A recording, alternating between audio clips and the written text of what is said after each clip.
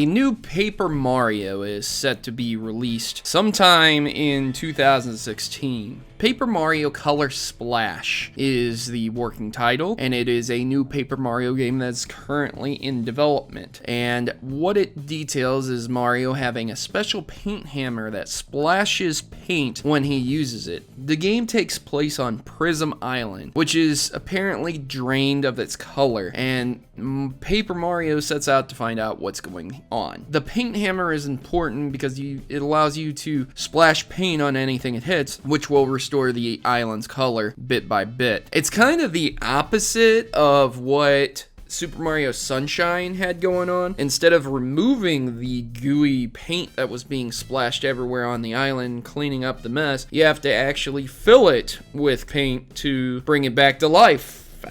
I don't know, maybe Prison Island is the cousin to Delfino. Who knows?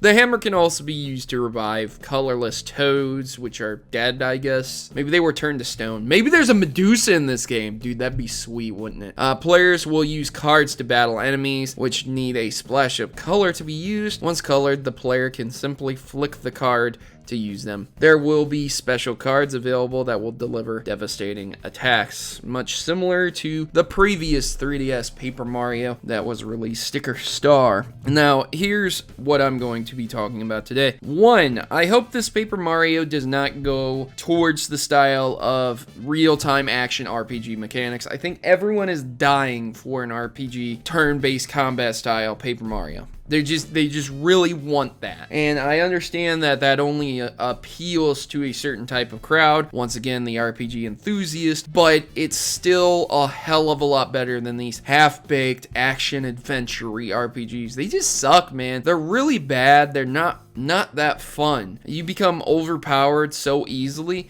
When you have a balanced RPG mechanic, yes, you can become overpowered, but it's not until you grind and grind and grind and grind. So if you just go with the regular story, most of the time you're at an even level and it's still an extremely fun challenge to overcome. So the other thing I wanted to talk about is that Nintendo has been releasing these amiibo type-y cards where you can put the card on your 3DS and it'll activate something in the game or it does something for the game. And I'm very worried that this new Paper Mario is going to require you to buy these cards to unlock these quote-unquote devastating attacks that's going to be released. Now, I don't know if this is going to be purely for the Wii U or not. I don't know if there's going to be a 3DS variant or not. That is to be determined, but since there was a new Paper Mario game that was just released for the 3DS, I seriously doubt that this is going to cross over to the 3DS. But hey, who knows? Maybe it'll be on the NX. But remember, guys, even if the NX does come out this year, the odds are the Wii U is still going to be supported, even if it's really a shitty